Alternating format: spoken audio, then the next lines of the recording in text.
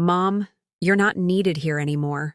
The words from my son, Samuel, stabbed me like knives as I held the gift I had wrapped with so much love for my first grandson in my trembling hands. Today, I'm going to tell you something I never thought I'd tell. And if, for a second, this sounds familiar to you, I just ask that you leave a like and subscribe. It will help me to keep unburdening myself. My name is Helen Miller. I'm 68 years old, and I live in the Bridgeport neighborhood of Chicago. That October morning, I woke up at 5, like always. I put on my navy blue dress, the one Samuel gave me 3 Christmases ago when he still spoke to me with affection. I combed my gray hair into a low bun, applied a little blush to my sunken cheeks, and took the L train to Mercy General Hospital. In my hands, I carried a small box wrapped in gold paper. Inside was a tiny yellow sweater I had spent 3 months knitting, with little ducks embroidered by hand. Each stitch had been a prayer, each turn of the yarn an anticipated caress for the baby who would finally make me a grandmother. It had been 2 weeks since Sebastian, my first grandson, was born. 2 weeks of waiting to be allowed to meet him. 2 weeks of unanswered calls and ignored messages. The hospital smelled of disinfectant and despair. I walked down endless hallways, my low-heeled black shoes echoing against the worn linoleum. Some nurses smiled as they saw me pass with my small gift.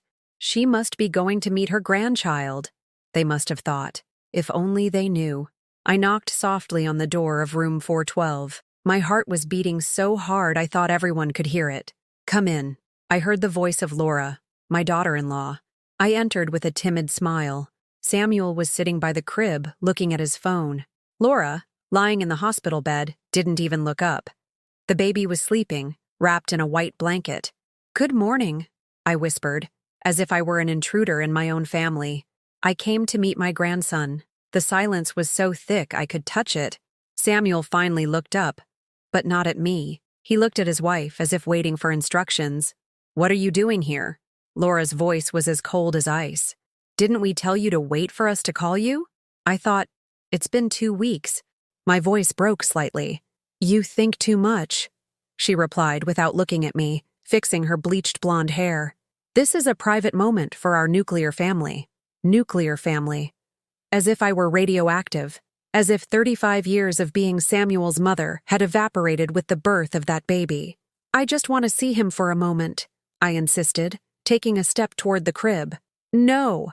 Laura sat up abruptly. "Don't come any closer. Sebastian needs calm, not the stress of strangers hovering around him." Strangers. His grandmother was a stranger.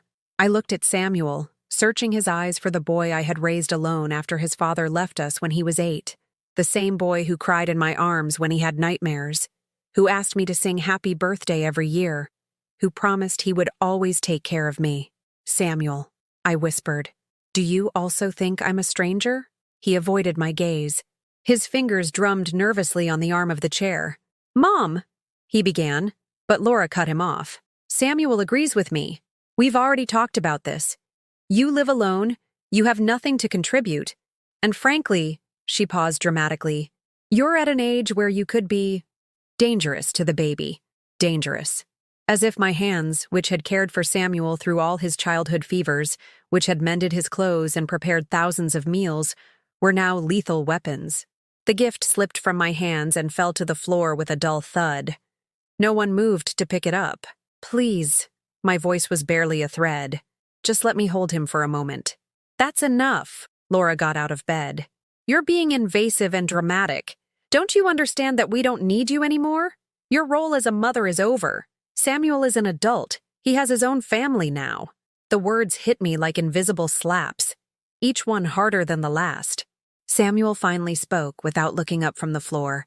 "Mom, maybe it's better if you give us some space." Space.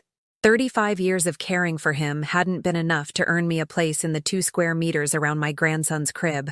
I picked up my gift from the floor. The gold paper was wrinkled. Inside, the yellow sweater with little ducks was still waiting to hug a baby it might never know. "It's okay," I managed to say. "I understand." But I didn't understand anything. As I walked to the door, I saw out of the corner of my eye that the baby had opened his eyes. Small, dark, curious. He was looking at me as if he knew something important was happening. Sebastian?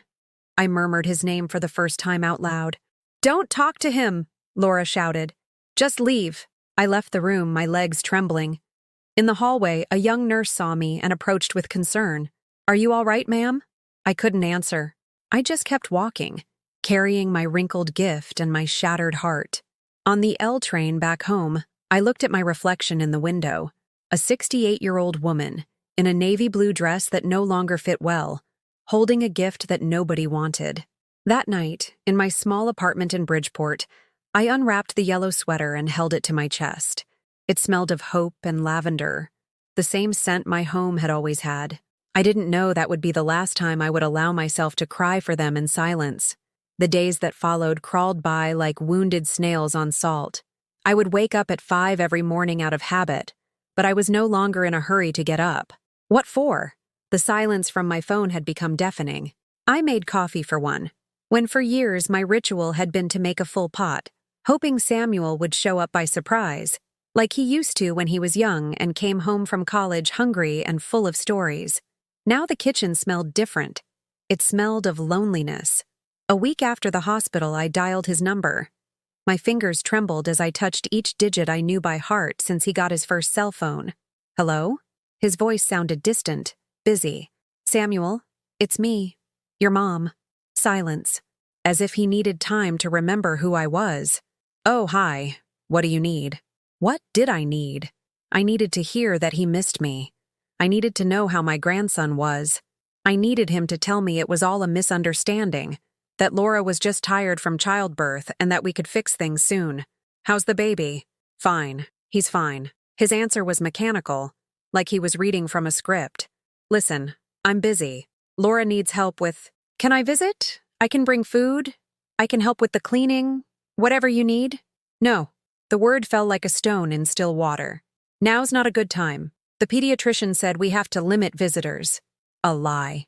I knew it immediately because Samuel always touched his ear when he lied, a habit he'd kept since childhood. Even though I couldn't see him, I knew him better than I knew myself. When will be a good time? I don't know, Mom. I'll call you later. He hung up before I could say I loved him. I stood there holding the phone until it started beeping, that sharp sound indicating the connection was lost. Just like us. The weeks passed like dry leaves blown by the wind. October turned into November. In December came the neighborhood Christmas parties, festivities we had always celebrated together. Samuel used to help me decorate the small mantel in the living room. He would laugh when I sang carols off key. He helped me make eggnog for the neighbors. This year, I decorated alone. I bought a small Christmas tree out of habit and put it by the window. It stood there unlit, like a heart beating for no one. Mrs. Carroll, my 65-year-old neighbor, knocked on my door on December 23rd.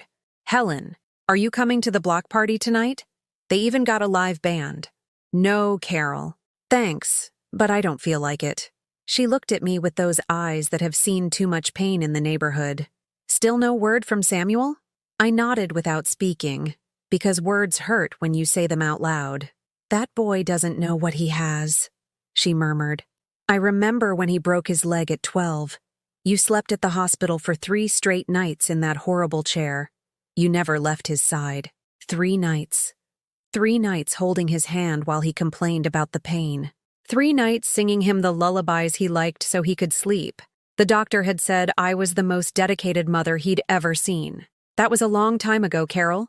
A mother's love doesn't get old, Helen. He'll remember. But he didn't remember. Or worse, he remembered and no longer cared. Christmas Eve arrived like a silent thief. I cooked a honey-baked ham for 8 people out of habit.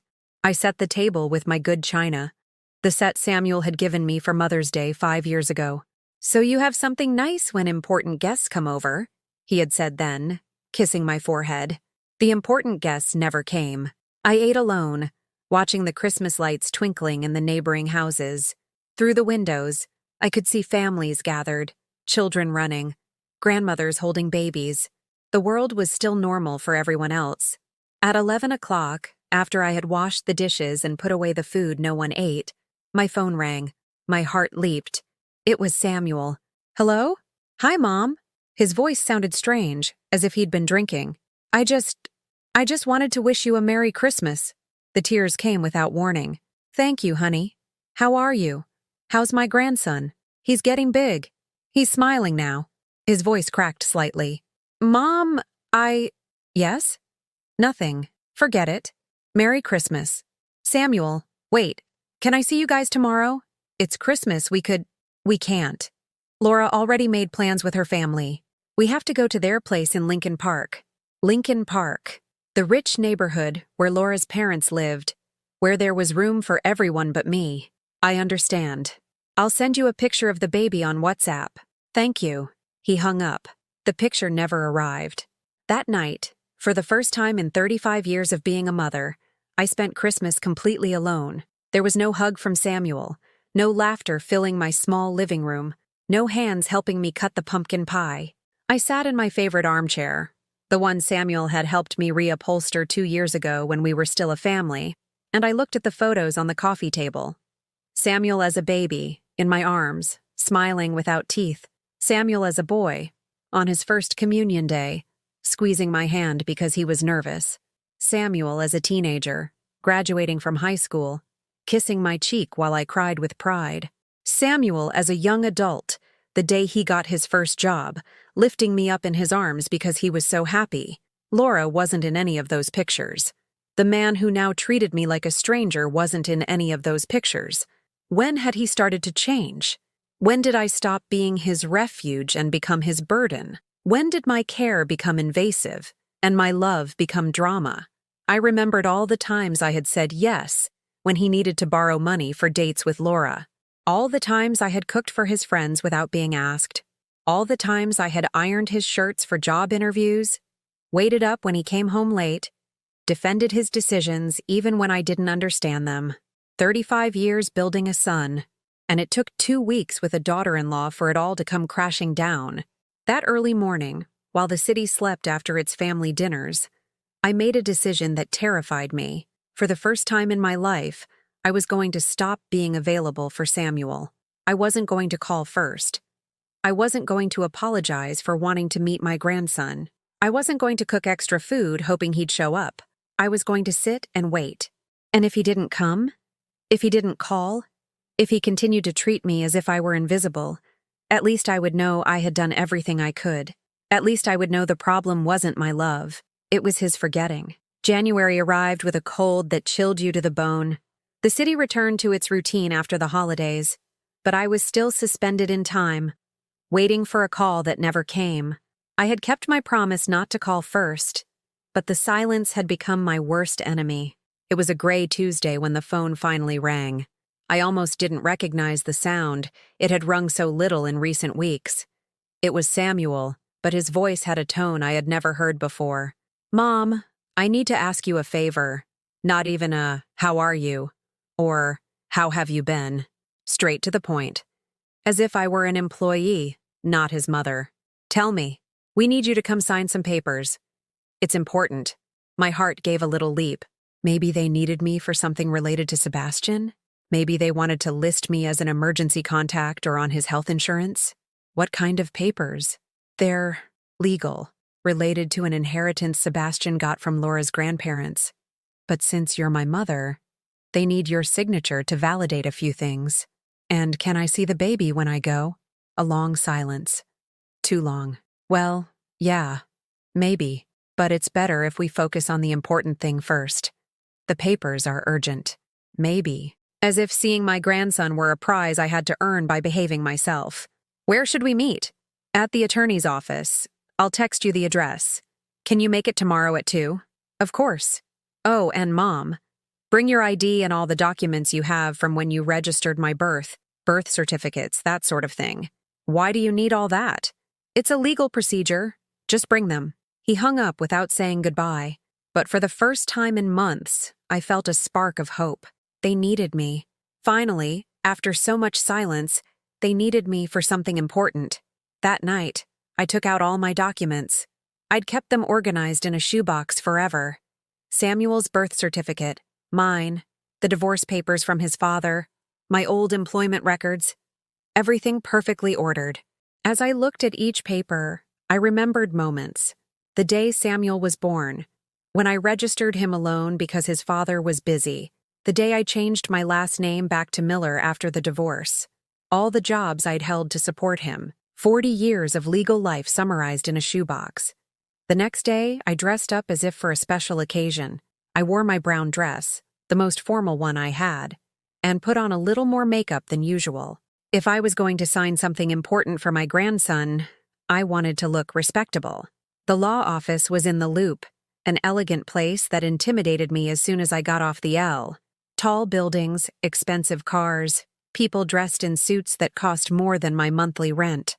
Samuel and Laura were already there when I arrived. He was wearing a suit I didn't recognize. She, a black dress that made her look older and more serious.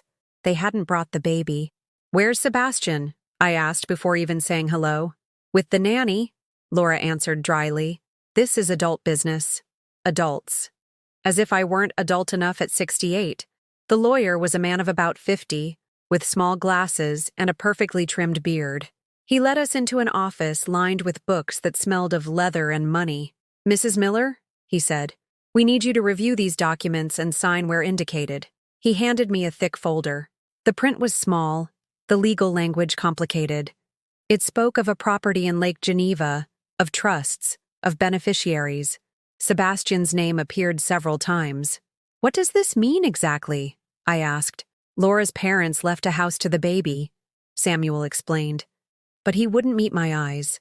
It's a direct inheritance for him, but since he's a minor, he needs a legal guardian. And because I'm under 30, I need your authorization as my mother to be able to represent him." It sounded reasonable. It sounded like something good for my grandson. "Can I read it all before I sign?" Laura sighed impatiently. "Ma'am, it's a lot of pages. The lawyer already explained everything. It's just a formality. I just like to understand what I'm signing." "Mom," Samuel finally looked at me. "Trust us. It's for your grandson's benefit. Your grandson, not our grandson." As if Sebastian were Samuel's property that he allowed me to claim when it was convenient. But he was right about one thing. It was for the baby's benefit. And I would do anything for that child I had barely seen for a moment in the hospital. I signed where they told me. 1 signature, 2, 3. My hand trembled on the last one. I didn't know why. "Perfect," said the lawyer.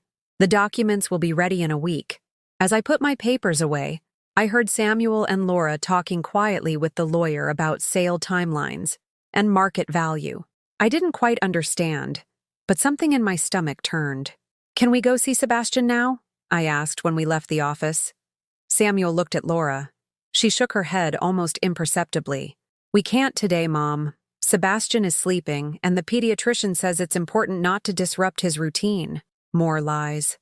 I recognized them because Samuel touched his ear again. "When? Then. We'll call you." I went home with a strange feeling. I had done something important for my grandson, but I didn't feel good.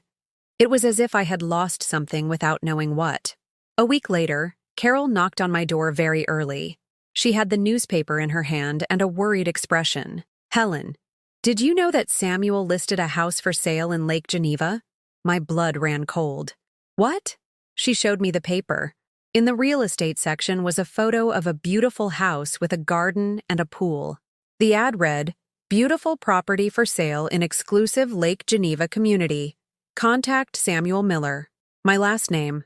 My son, selling a house that was supposed to be my grandson's inheritance. "Carol, can you stay here? I have to make a call." I called the lawyer. His secretary put me through after I insisted 3 times. "Mrs. Miller, it's good to hear from you. I was wondering if you were satisfied with the sale proceedings." "What sale proceedings?" Silence on the other end. "Ma'am, you authorized the sale of the property as the minor's legal guardian. Your signature is on all the documents." My world stopped. The words I had signed without fully reading. Laura's rush. Samuel's insistence that I trust them. I thought it was to protect the baby's inheritance. "No, ma'am. You authorized its immediate sale. The money will be deposited into an account that your son manages in the minor's name. An account that Samuel manages. Not an account that protected Sebastian's interests. An account that Samuel controlled completely." I hung up the phone, my hands trembling. Carol hugged me as I cried. but they weren't tears of sadness. They were tears of a rage that had been growing silently for months. My son hadn't just kept me from my grandson. He had used me as a tool to steal his own son's inheritance. For the first time in 35 years of motherhood, I felt something I never thought I could feel toward Samuel: contempt. I couldn't sleep that night. I paced my small apartment like a caged animal, reviewing every detail of what I had discovered. My son, the boy I had raised with so much sacrifice, had made me an accomplice to a theft. But it wasn't just any theft. He was stealing from his own baby. At 6 a.m, as the sun was just beginning to filter through the worn curtains of my living room, I made a decision that both terrified and liberated me. I dialed Samuel's number. "Hello?" His voice was sleepy, annoyed. "Samuel, it's your mother. We need to talk." "Mom, it's 6 a.m. What's wrong with you? I know about the house. I know you used me to sell Sebastian's inheritance." Silence. A silence so long I thought he had hung up. "I don't know what you're talking about. I saw the ad in the paper. I spoke with the lawyer." He explained exactly what I signed. "Look, Mom." His voice changed, becoming condescending, as if he were talking to a small child. "Things aren't how you understand them. It's complicated. We know what's best for Sebastian. Selling his inheritance is what's best for him. That house is far away. It needs constant maintenance. It's a hassle. It's better to sell it and put the money in an investment account." More lies. But I was no longer the naive mother who swallowed his excuses. "In what account, Samuel? An account in your name?" "Mom, don't get involved in things you don't understand." "I understand perfectly. I understand you used my signature to steal your son's inheritance. I understand you lied to me. I understand you've been using me as a tool." "You're being dramatic. We're his parents. Obviously, we know what's best for him better than you do." The phrase hit me like a slap. "I'm his grandmother, Samuel. I have rights." "What rights?" His voice rose, turning cruel. "You have no rights over my son. You're just the grandmother. You're nobody in that boy's life. Nobody. His own mother was nobody." "Samuel." "No, Mom. Enough with your drama. We decide what's best for our family, and you're not part of that decision. I'm your mother. Being my mother doesn't give you the right to meddle in my marriage or in raising my son." He hung up. I stood there holding the phone, feeling the last threads connecting me to the son I had raised disintegrate one by one. But I wasn't going to cry anymore. I wasn't going to beg. I wasn't going to accept being treated like a nuisance. That morning, for the first time in months, I got ready as if I were going to war. I put on my most formal black dress, pulled my hair into a high bun, and put on red lipstick. I was not the pleading grandmother I had been. I was Helen Miller, a woman who had worked her whole life, who had raised a son alone, who had survived a divorce and 20 years of low-paying jobs. I was a woman who was not going to be walked over by anyone anymore. I took the L to the attorney's office. This time, I wasn't going to sign anything. I was going to ask everything I hadn't asked the week before. "Mrs. Miller," he greeted me with surprise. "How can I help you? I want to understand exactly what I signed last week, and I want to know if there's any way to reverse it." The attorney adjusted his glasses and pulled out the file. "Let's see. You authorized, as legal guardian, the sale of a property valued at $250,000. The buyer has already made a down payment, and the closing is scheduled for next week. $250,000. A fortune that belonged to my 2-month-old grandson, which Samuel and Laura were going to manage as if it were their own. Where does it say that I authorize them to manage that money?" The attorney checked the papers. "Here, in Clause 7. You authorized Samuel Miller to be the sole administrator of the funds until the minor turns 18. Sole administrator. Samuel could use that money however he wanted for 17 years, with no oversight from anyone. And if I want to revoke that authorization, well," the attorney frowned, "you would have to prove that you were misled or signed under duress. And you would have to do it before the sale is finalized." "When is it finalized?" "This Friday. 3 days. I had 3 days to act. What do I need to prove I was misled?" "Evidence that the terms of the document you signed were not properly explained to you. Witnesses. Documentation showing they lied to you about the nature of the transaction. The newspaper ad. The phone conversation from that morning. The WhatsApp messages where Samuel told me it was to protect the inheritance. Would you be willing to testify that Samuel and Laura told me it was to protect the inheritance, not to sell it? The attorney looked uncomfortable. Ma'am, I only handle the procedures I'm requested to. It's not my place to interpret family conversations. But you heard them tell me it was to protect Sebastian's assets. What I heard was you asking what the documents meant, and your son telling you it was for the baby's benefit. For the baby's benefit. Technically not a lie, but not the whole truth either. I left there feeling more confused than when I'd arrived. Legally, Samuel hadn't done anything completely illegal. Morally, he had betrayed me in the worst possible way. But I had 3 days. And though I had never fought for anything in my life, though I had always been the mother who gave in, who forgave, who swallowed insults to keep the peace, this time I was going to fight. Not for myself, for Sebastian. That afternoon, I went to Samuel and Laura's apartment building, a modern building in the Lakeview neighborhood, with a doorman and an elevator. They had never given me keys, never officially invited me over. It had always been maybe another day, or now's not a good time. I told the doorman I was Sebastian's grandmother and was there for a visit. Your name? Helen Miller. He spoke into the intercom. I heard Laura's voice on the other end. Tell her we're not here. The doorman looked at me with pity. He was an older man, probably a grandfather himself. Ma'am, she says they're not in. Tell her I know they're there, that I can hear the baby crying through the intercom. And if they don't come down in 5 minutes, I'm going to sit right here on the sidewalk until they come out. The doorman spoke again. After several minutes, Samuel came down. He was disheveled, in sweatpants and a t-shirt. He looked annoyed and nervous. Mom, what are you doing here? I came to see my grandson and to ask you not to sell his inheritance. We already talked about this morning. It's not your decision. Samuel, it's that baby's future. $250,000 that could pay for his education, for his house, for whatever he needs when he's an adult. And we're going to make sure he uses it well. We're his parents. How do I know you won't spend it on yourselves? His face changed. For the first time, I saw something like hatred in his eyes. Are you implying we're thieves? I'm saying you tricked me into signing something I didn't fully understand. Nobody tricked you. You signed because you wanted to. I signed because you told me it was to protect the inheritance, not to sell it. It's the same thing. It's not the same thing, Samuel, and you know it. He was quiet for a moment, looking toward the elevators as if hoping Laura would come down and rescue him. Mom, don't cancel this sale. I'm serious. You don't want to get into legal trouble. Was he threatening me? My own son was threatening me? What kind of trouble? The kind of trouble an old woman gets into when she signs documents without reading and then goes around saying she was tricked. The threat was clear.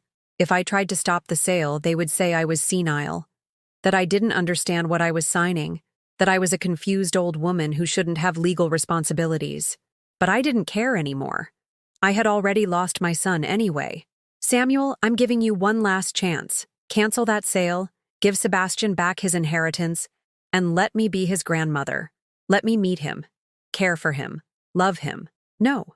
Why? Because we don't need you anymore. The words pierced me, but this time they didn't break me. This time they hardened me. Fine, I said with a calmness that surprised me. But remember that you decided this. When that boy grows up and asks about his grandmother, when he asks what happened to the money his great-grandparents left him, you're going to have to explain that it was you who decided his life was better without me in it. I turned and started walking toward the street. Mom! He yelled. I stopped without turning around. Don't make this harder than it already is. I turned to look at him one last time. I'm not making anything difficult, Samuel. You already did.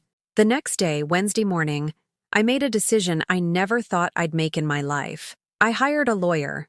I didn't have money for an expensive one, but Carol recommended Mr. Hernandez, a 60-year-old man with a small office near the old Maxwell Street Market area. Mrs. Miller, he said after listening to my whole story, legally, this is complicated. Your son didn't do anything strictly illegal, but he did mislead you about the nature of the document you signed. Can I stop the sale? We can try. But we need to act fast. The closing is tomorrow, Friday. Tomorrow. I only had until tomorrow to save my grandson's inheritance. What do you need? First, a copy of all the documents you signed. Second, evidence that you were lied to about the purpose of the sale.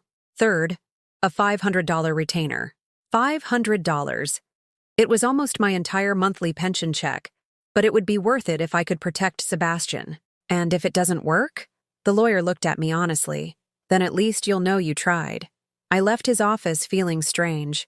For the first time in my life, I was taking legal action against my own son. But also, for the first time in months, I felt like I was doing something useful. That afternoon, I went to the attorney's office to request copies of the documents. The attorney seemed nervous when I explained I was contesting the sale. Mrs. Miller, everything was done according to the law. I don't doubt you followed the law. But my son was not honest with me about what I was signing. While I waited for the copies, I checked my phone. I had 5 missed calls from Samuel and several WhatsApp messages. Mom, are you really going to ruin this? The house already has a buyer. If the sale doesn't go through tomorrow, we lose the down payment. Do you realize you could get us into legal trouble? Please, don't do this. Think about Sebastian. Think about Sebastian. That was exactly what I was doing. I replied with a single message. I am thinking about him. That's why I'm not going to let you steal his inheritance. He didn't reply. That night, as I examined the documents with a magnifying glass, I found something that caught my attention. On one of the pages was a date that didn't match. The document was dated 3 days before I signed it, but it included a clause stating that I had been fully informed of the intentions of sale and voluntarily accept them. How could I have voluntarily accepted something 3 days before it was explained to me? I called Mr. Hernandez. Mr. Hernandez, I found something odd in the papers. I explained the date discrepancy. He was quiet for a moment. Mrs. Miller, that could be evidence that they predetermined your response. Come to my office early tomorrow. I think we have a case. On Thursday morning, my phone rang at 7. It was a number I didn't recognize. Hello? Mrs. Miller, this is Laura. My daughter-in-law had never called me directly. Her voice sounded different, less aggressive, almost pleading. What do you want? I want us to talk. Woman to woman, without Samuel. About what? Everything. About Sebastian. About the sale. About everything. She suggested we meet at a Panera Bread near my house. I hesitated, but curiosity won. Fine, but only for half an hour. I got to the cafe before she did. It was a simple place, clean and bright. I ordered a coffee and waited. Laura arrived 10 minutes later. She looked different without makeup. Younger, but also more vulnerable. Her hair was pulled back in a ponytail, and she wore a simple t-shirt. Thanks for coming, she said, sitting across from me. Speak. Look, Mrs. Miller. Helen, I know you think we're monsters. Are you? She was quiet for a moment, stirring the coffee she had ordered. Samuel isn't a bad person. He's just very stressed. The baby, his job, the debts. What debts? He wasn't going to tell you. But we owe money. A lot of money. The credit card, a car loan, the condo. There it was. The truth. They needed the money from Sebastian's inheritance to pay their debts. And you think robbing your son is the solution? It's not robbing. Her voice rose, then she controlled it. It's managing. We were going to pay it back when he turned 18. With what money? If you spend it now on your debts, where are you going to get it from in 18 years? She didn't answer. Do you know how much money that is, Laura? $250,000. Do you know what that amount could mean for Sebastian's education? For his future? He could go to private schools, go to college, have opportunities we never had, she whispered. Exactly. But you'd rather take it from him now to pay for your indulgences. They're not indulgences, she defended herself. It's survival. Is the new car survival? Is the condo in an expensive neighborhood survival? Laura started to cry. They weren't manipulative tears. They were real, desperate tears. I don't know what to do. Samuel says if we don't pay soon, they'll garnish his wages. He says you don't understand because you've never had real responsibilities. Real responsibilities. As if raising a son alone for 30 years wasn't a real responsibility. Do you know what I did when Samuel was a baby and I didn't have money for rent? She shook her head. I worked 3 jobs. An office job during the day, sold food outside a factory in the afternoons, and cleaned a doctor's office at night. Samuel slept in a stroller while I worked. I never took money from him to solve my problems. But this is different. It's not different. You made decisions that led you into debt, and now you want your baby to pay the consequences. She wiped her tears with a napkin. What do you want us to do? I want you to cancel the sale. I want you to find another way to solve your financial problems. And I want to meet my grandson. Samuel will never agree to that. Then Samuel will have to explain to his son, when he grows up, why he stole his inheritance. You're not going to help us financially either, are you? The question took me by surprise. Are you asking me for money? Not exactly. But if you could lend us something. There it was. After months of treating me like I was invisible, now they wanted my money. Laura, I live on a pension of $2,000 a month. What can I possibly lend you? But you have savings, don't you? Samuel says you've always been very frugal. Samuel had been discussing my finances with his wife, calculating how much they could get out of me. My savings are for my old age, for my medical expenses, for emergencies a woman my age might have. But we're your family. Your family? You've made it very clear that I'm not part of your family. Laura fell silent, realizing she had just contradicted everything they had been telling me for months. Look, Laura, I said, getting up from the table. I understand you're desperate.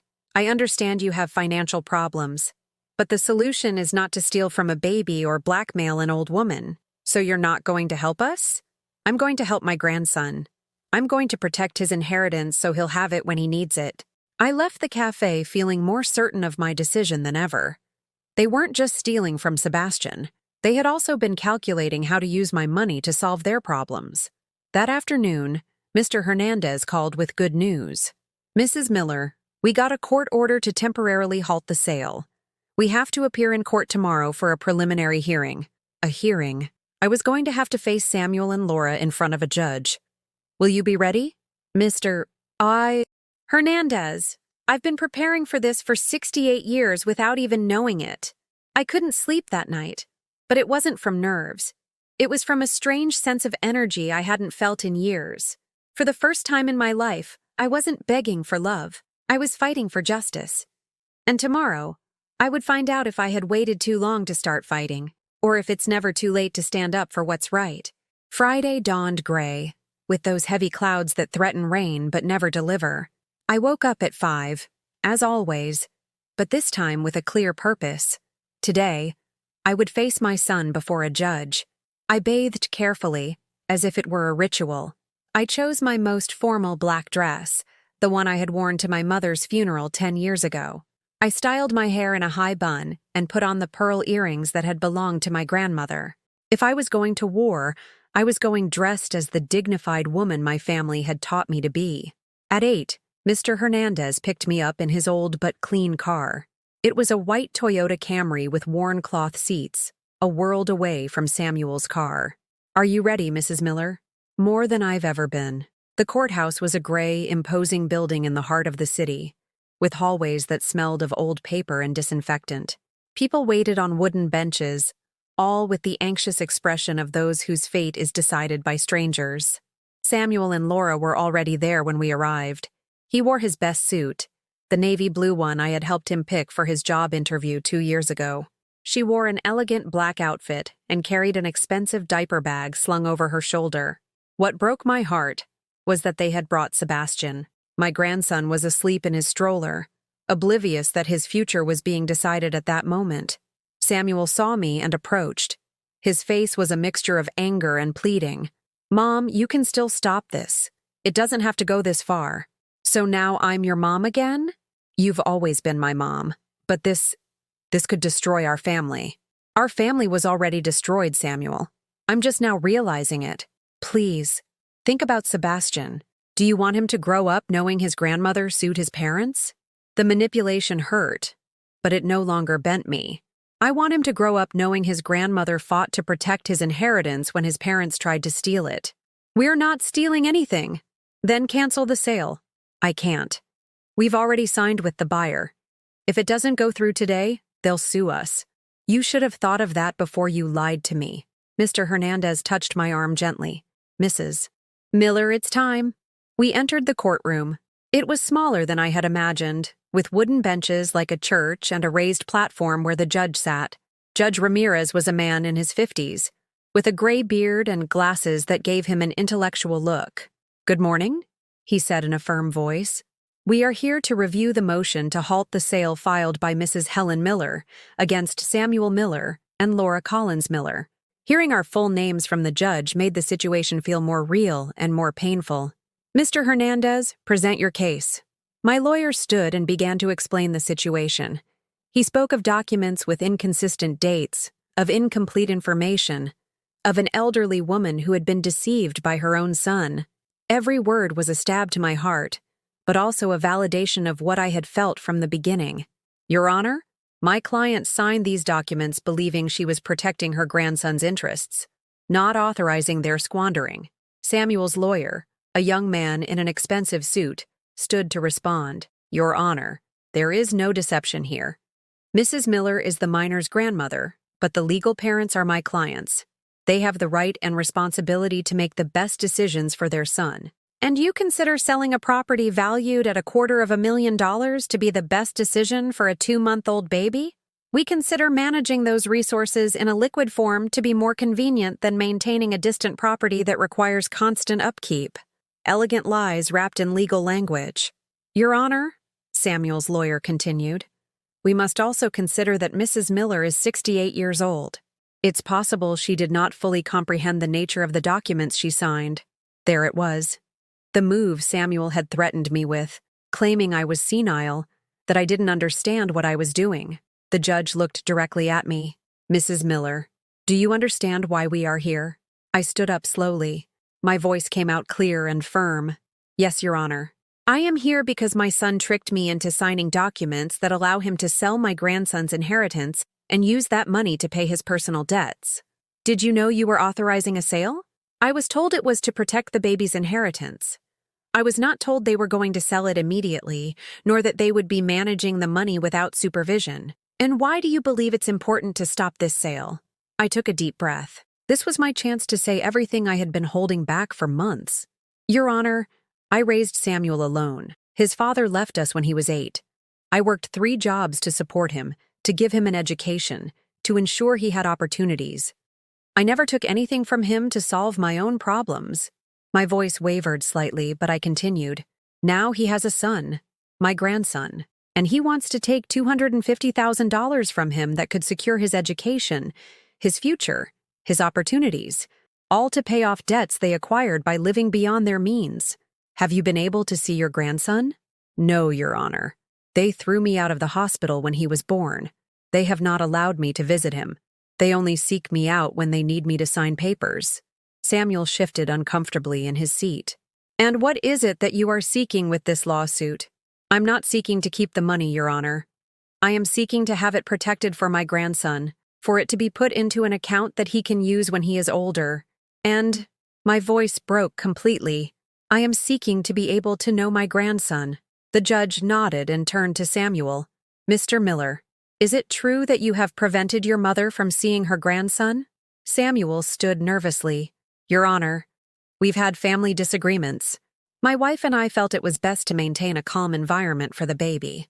A calm environment that excludes his grandmother? It's temporary, until things calm down.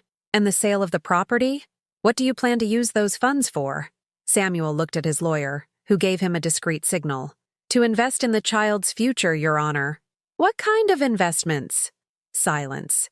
Samuel didn't know what to say because there was no investment plan. There were only debts to pay. Your Honor, Laura intervened for the first time, we have significant expenses. The baby needs a lot of things, and we want to give him the best. And you consider selling his inheritance to be the best? It's his inheritance, but we are his parents. We know what's best for him. The judge took notes in silence for several minutes. Then he spoke. We will take a 30-minute recess. I want to review all the documents in detail. During the recess, we went out into the hallway.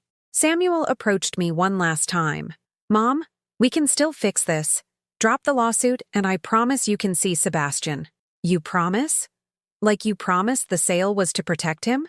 This time is different. Samuel, I don't believe your promises anymore. Laura approached with the baby in her arms. It was the first time I had seen him awake. He had dark eyes, like Samuel as a child, and a perfect little mouth that moved as if he were dreaming of eating. Look, Laura said to me. Look at him. Do you think we're bad parents? The baby was beautiful, perfect, and I was his grandmother, a stranger to him. I think you are young parents who are making wrong decisions. If you drop the lawsuit, you can hold him. The final manipulation, using my grandson as a bargaining chip.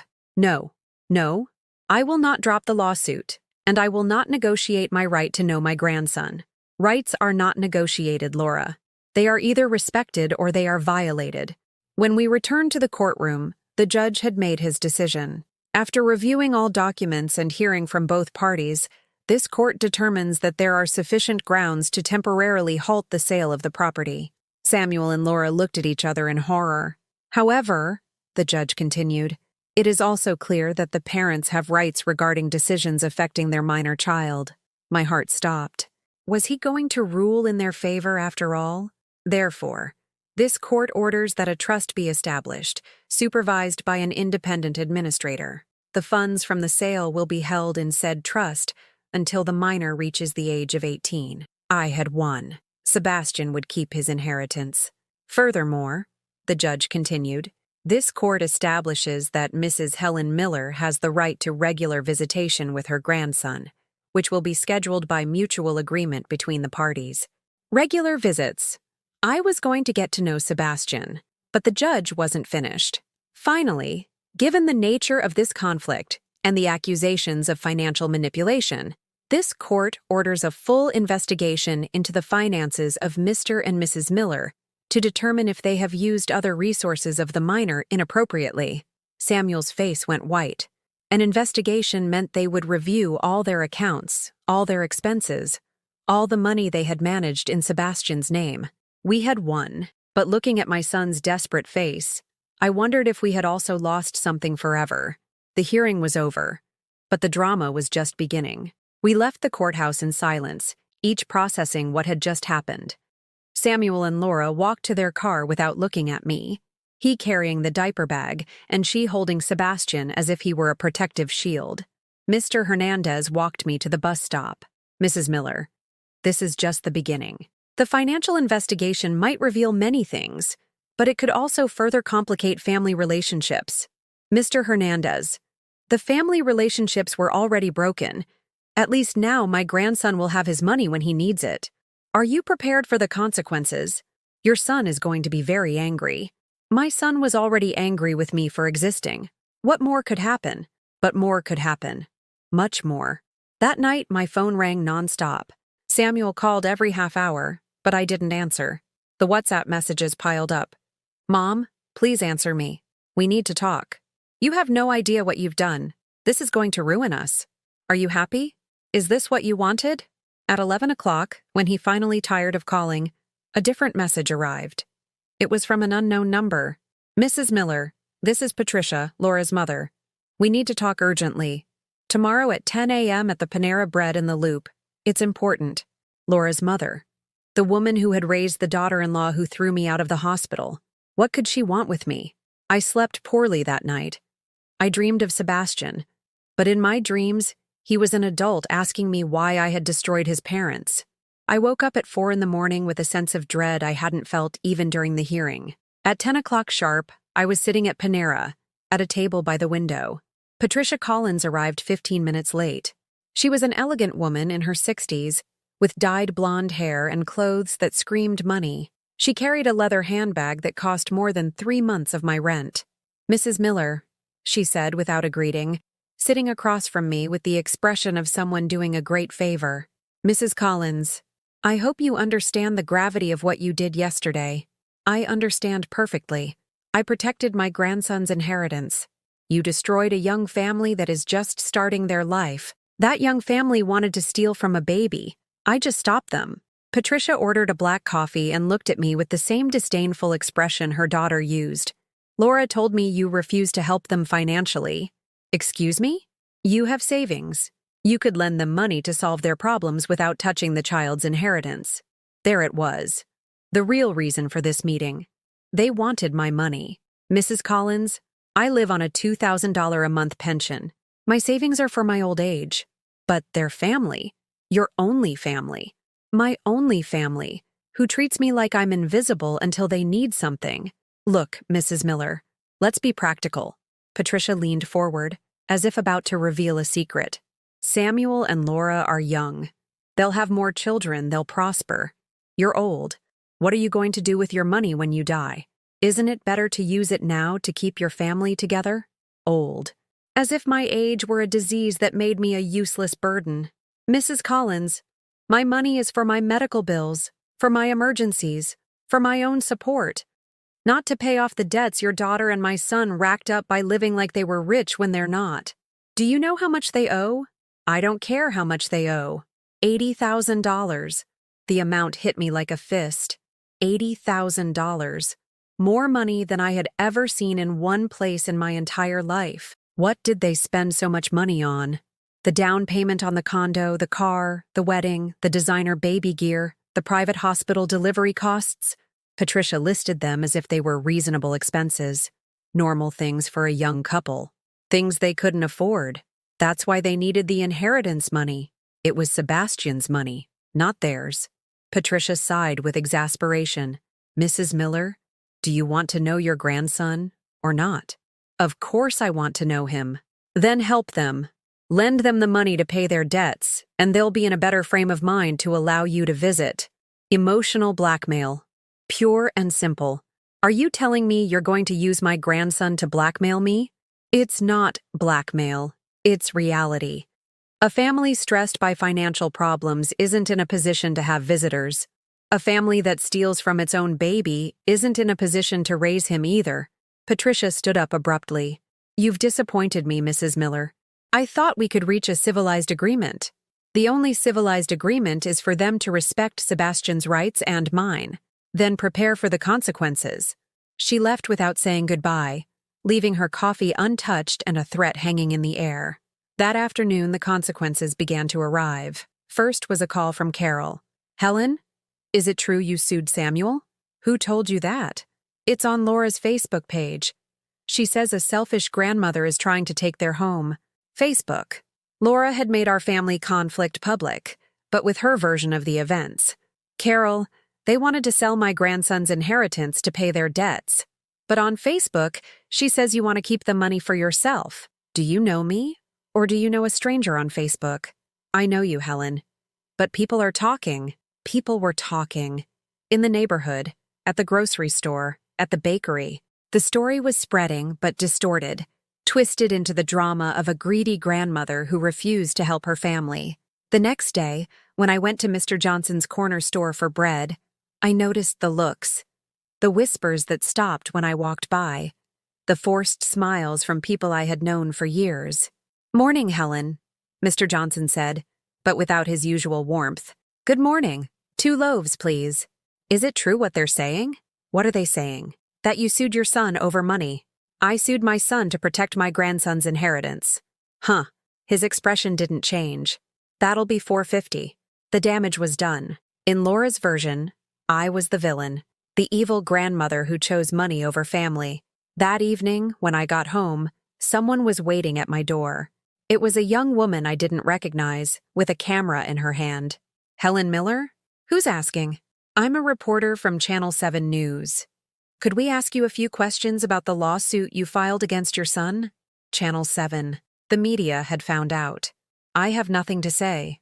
Ma'am, is it true you're fighting over $1 million inheritance? I'm not fighting over money. I'm protecting my grandson. But don't you think it's selfish to deny your own son help? I think it's selfish for my son to want to steal from his own baby. The reporter smiled as if she'd gotten exactly what she wanted. Steal? Are you accusing your son of theft? I realized too late that I had said exactly what she wanted to hear. A soundbite that would be terrible out of context. I'm not speaking any further. Just one more question. Is it true you have over $100,000 in savings and refuse to help your family? 100,000? Where did they get that figure? That's a lie. But I had already been recorded denying having money right after admitting I had savings. It could all be edited to make me look like a liar. I closed the door and took refuge in my home, but the damage was already done. In less than a week, I had gone from being an invisible grandmother to an infamous one. That night, watching the news, my story came on. The headline read, "Grandmother sues son over family fortune." They showed my face saying, "I think it's selfish for my son to want to steal from his own baby," but they didn't include the context that explained why I'd said it. Then they interviewed Laura, who appeared crying with Sebastian in her arms. "My mother-in-law hates us," she said between sobs. "We don't understand why she'd rather have money than know her grandson." The story she told was completely different from reality, but it was more dramatic, easier to understand. The evil grandmother versus the young, vulnerable parents. My phone started ringing. Unknown numbers, people who had seen the news and wanted to weigh in. Some insulted me, others supported me. But they were all strangers intruding on my private life. I unplugged the phone, closed the curtains, and sat in my favorite armchair. For the first time since this battle began, I wondered if I had done the right thing. I had saved Sebastian's inheritance, but I had lost any chance of a normal relationship with my son. I had protected my grandson's future, but I had destroyed my present. And worst of all, I had won legally, but I was losing the war of public opinion. In the court of social media and neighborhood gossip, I was the guilty one. That night I cried like I hadn't cried since I was a child, not because of the injustice, but because of the loneliness. For the first time in my life, I had fought for something important, and the price was being left completely alone. But tomorrow I would discover I wasn't as alone as I thought. The next day I woke to my doorbell ringing insistently. It was 7 in the morning, an hour when no one ever visited. I peeked through the window before opening and saw a well-dressed older woman I didn't recognize. "Mrs. Miller?" she said when I opened the door. "I'm Maria Vasquez, from Adult Protective Services. APS." My heart stopped. "What do you need?" "We received an anonymous report concerning your mental stability and your capacity to make important financial decisions. I need to ask you some questions." An anonymous report. Samuel and Laura had taken their war to another level. "What kind of questions?" "May I come in?" "It's better to speak privately." I let her into my small living room. She observed everything with a professional eye. The old but clean furniture, the photos of Samuel on the shelves, the meticulous order I had always kept in my home. "Mrs. Miller, do you understand why I'm here? I suppose someone told you I'm crazy. The report suggests you may be experiencing cognitive decline that led you to make rash legal decisions." Cognitive decline, the clinical words for senile. "What do you need to verify that I'm not crazy?" Maria pulled out a folder with forms. "I'm going to ask you some basic questions. What is your full name?" "Helen Rose Miller." "What is today's date?" "Saturday, January 15th, 2025. "Who is the President of the United States?" I answered all her questions without difficulty. I knew my address, my phone number, my neighbors' names, the important dates in my life. "Mrs. Miller, explain to me in your own words why you sued your son." My son asked me to sign some papers to protect my grandson's inheritance. He didn't tell me the papers authorized the immediate sale of the property, nor that he would be managing the money for his own expenses. When I realized the deception, I sought legal help to protect my grandson's interests. "And why do you feel it's important for you to intervene in your son's financial decisions?" "I'm not intervening in my son's decisions. I'm protecting my grandson's rights. Samuel can make any decisions he wants with his own money." Maria took notes as I spoke. "Do you maintain a regular relationship with your son?" "No. Since my grandson was born, my son and his wife have excluded me from their lives. They only contact me when they need me to sign documents. And that doesn't hurt you?" "It destroys me, but I won't let my pain make me an accomplice to something wrong." After an hour of questions, Maria put away her papers. "Mrs. Miller, you are perfectly lucid, and your decisions seem rational and well-founded. I will report that there is no evidence of cognitive decline. Does that mean they'll stop bothering me?" "It means there's no basis to question your mental capacity, but..." She paused. "I have to warn you, There will likely be more reports. Desperate people sometimes use every available resource. She was right. That afternoon, another unexpected visitor arrived, an agent from the IRS. "Mrs. Miller, I need to review your tax returns for the past 5 years." "Why?" "We received a tip about possible undeclared income. Samuel had reported my savings as illegal money. I had to show all my pay stubs, my bank statements, every dollar I had saved over 20 years of work. Everything appears to be in order," the agent concluded after 3 hours of review. "Your savings are consistent with your declared income." But the harassment didn't stop there. Over the next few days, inspectors from different agencies arrived. One to verify my apartment met city housing codes, another to check if I was paying my property taxes correctly, another to confirm I wasn't running an illegal business. Each visit was a new humiliation, but also a confirmation that Samuel and Laura were willing to destroy me completely to get their way. On Wednesday of that week, when I was already feeling overwhelmed by the official harassment, a certified letter arrived that would change everything. It was from the courthouse, but not about the case I already knew. "Mrs. Helen Miller is hereby subpoenaed as a witness in the criminal investigation for fraud and mismanagement of a minor's assets against Samuel Miller and Laura Collins Miller." Criminal investigation. The judge had found something serious in Samuel and Laura's finances. That afternoon, Mr. Hernandez called me. "Mrs. Miller, did you receive the subpoena?" "Yes. What does criminal investigation mean?" "It means the auditors found serious irregularities. Your son and daughter-in-law weren't just planning to use the inheritance money. Apparently, they had already been using other assets that belonged to the baby." "What other assets?" "A life insurance policy Laura's grandparents had taken out in Sebastian's name, a savings account that was opened for him when he was born, and several U.S. savings bonds that were registered as the minor's property." I sat down heavily in my chair. It was worse than I had imagined. How much money? Nearly $30,000 additional dollars, all spent in the last 6 months. Samuel and Laura hadn't just wanted to steal the inheritance. They had already stolen everything else that belonged to my grandson. What happens now? Now it's a criminal case. They could go to jail. Jail. My son could go to jail for stealing from his own baby.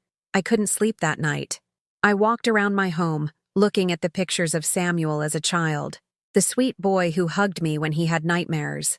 The teenager who brought me flowers on Mother's Day with his first paycheck.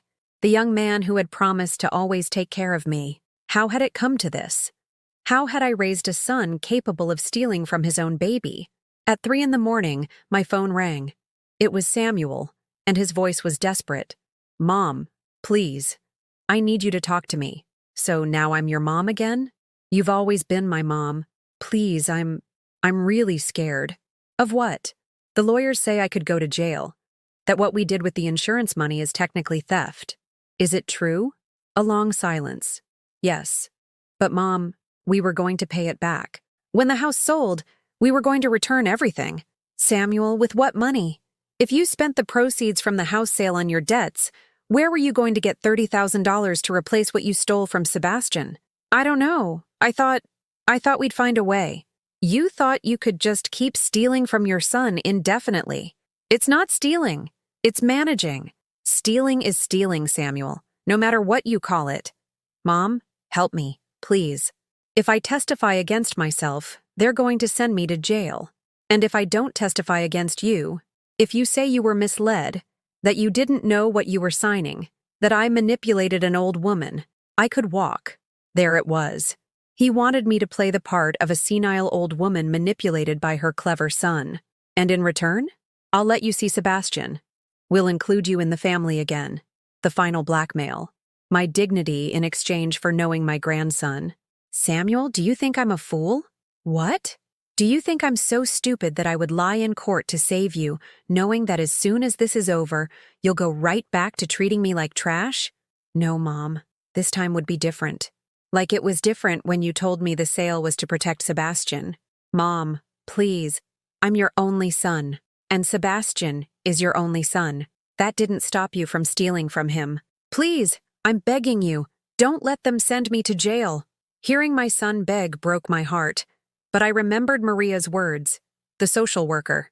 Desperate people sometimes use every available resource. Samuel wasn't asking for my help out of love. He was manipulating me out of desperation. Samuel, if you want help, do the right thing. What's the right thing? Return all the money you stole from Sebastian. Accept responsibility for what you did. And let me know my grandson without conditions. I can't return the money. We already spent it. Then accept the consequences of what you did. You're going to let me go to jail? You're the one sending yourself to jail. I'm just going to tell the truth. He hung up without saying goodbye. But for the first time in months, I slept peacefully. Not because I was happy, but because I had finally found my limit. The line I would not cross, not even for my own son. The next day, when I woke up, I found something under my door that restored my faith in humanity. It was a handwritten letter in careful blue ink. There was no return address, but when I opened it, I found words that touched my soul. Dear Mrs. Miller, you don't know me, but I know you. I am a retired teacher, and I've been following your case in the news. I want you to know that not all of us believe the version they're telling. A grandmother who fights to protect her grandson's inheritance is not a villain. She's a hero. Don't give up. Grandchildren need grandmothers like you. With admiration, Carmen Jimenez. I cried over that letter for 10 minutes. It wasn't just the letter. It was knowing that someone, somewhere, understood what was really happening, but it wasn't the only one. Over the next week, more letters arrived. Some slipped under my door, others delivered by neighbors who had received them for me. Mrs. Miller, I'm a grandmother from Denver. My son also cut me off from my grandchildren when his wife decided I was not a good fit for their new life. I haven't seen them in 3 years. You had the courage to fight. I wish I'd had your strength. Dear Helen, I work at a bank and I've seen many cases of children stealing from their elderly parents. But I've never seen a grandmother fight back to protect her grandchild. You are doing the right thing. Ma'am, I am a family law attorney. I don't know you personally, but I want to offer my services pro bono if you need them. What your relatives are doing is elder abuse, and you deserve justice. Each letter was a balm for my wounded soul. I discovered that my story had struck a chord with hundreds of people who had lived through similar situations. Grandparents cut off from their grandchildren, elderly people manipulated by unscrupulous children, families destroyed by greed. On Thursday of that week, as I was reading a particularly moving letter from a woman in Boston, someone knocked on my door. It was Mr. Johnson from the corner store. Morning, Helen. Morning. My voice was cold. He had been one of those who treated me differently after the gossip started. I came to apologize. Apologize for what? For believing the gossip without asking for your side. My daughter explained what really happened. She's a lawyer, you know?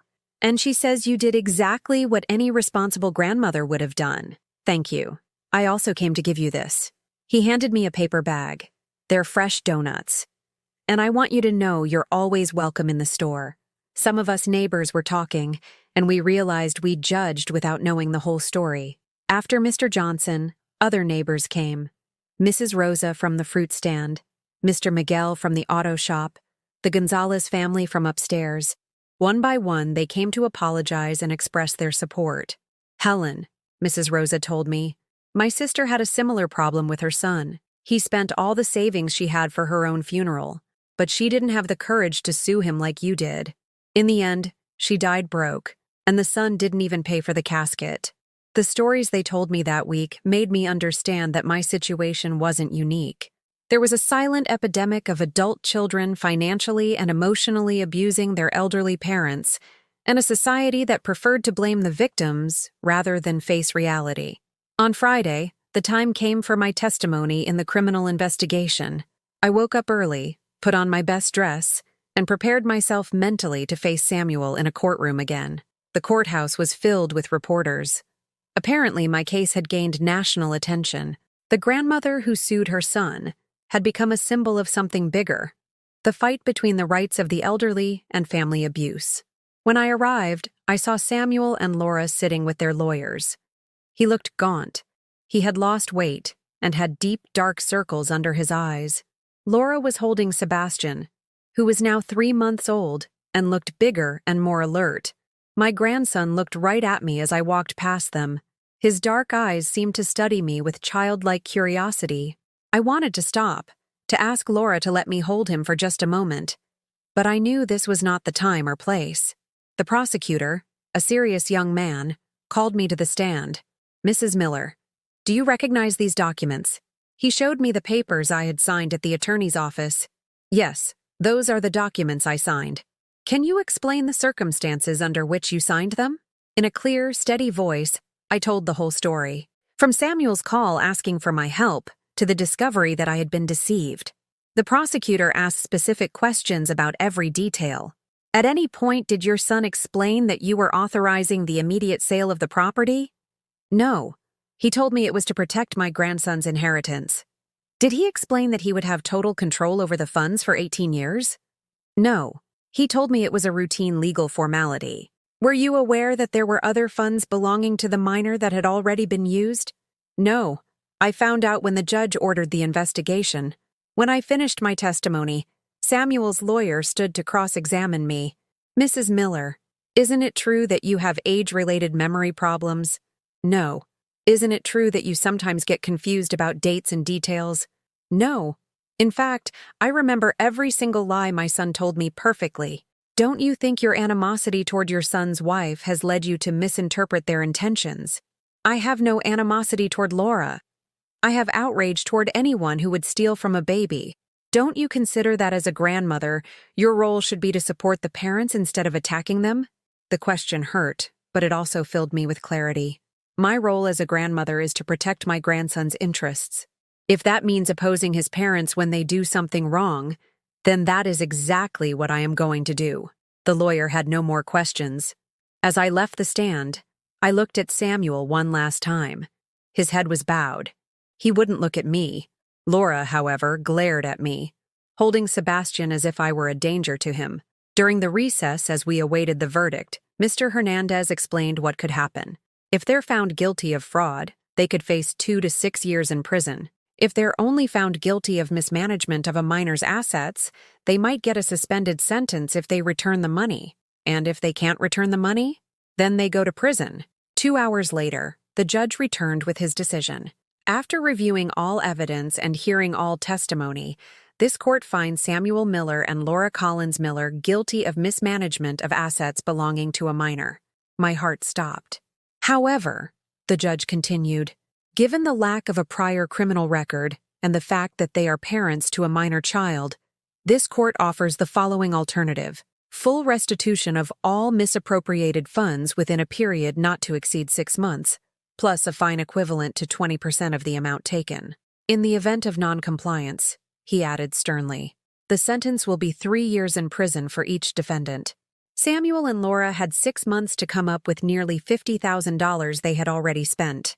It sounded like a lenient sentence, but in reality, it was almost impossible to fulfill. When we left the courthouse, the reporters surrounded me. "Mrs. Miller, are you satisfied with the verdict?" "I am satisfied that justice has been done for my grandson. Do you think your son will be able to pay the required amount?" "That's up to him.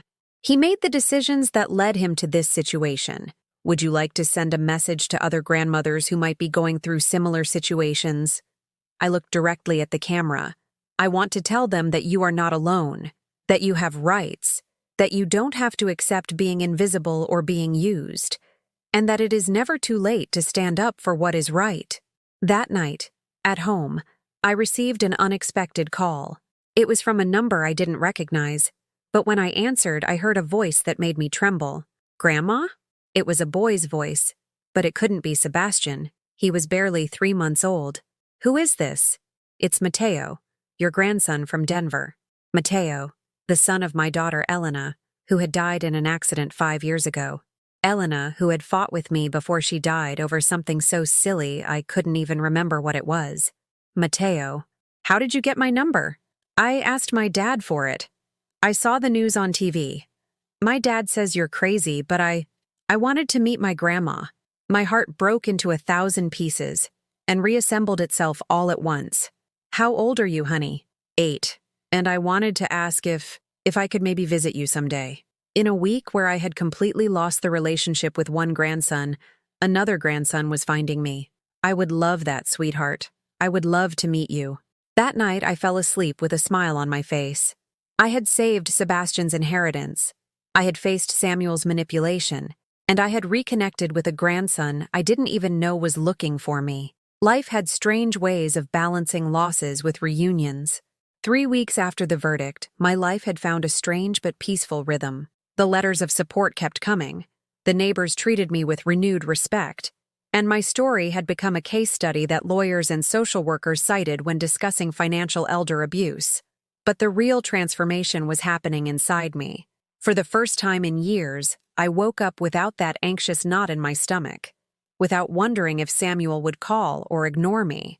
I had accepted that my son had chosen a path that didn't include respecting me, and that acceptance had freed me from an emotional prison I had been carrying without realizing it.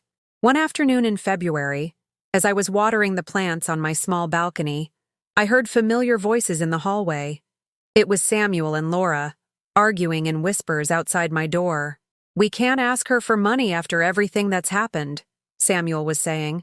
"Then what do you suggest? We've already sold everything we can. The car, my jewelry, even your work computer," Laura replied in a desperate voice. "I don't know. But I can't ask my mom for money after having her investigated for being crazy." They were quiet for a moment. Then I heard a soft knock on my door.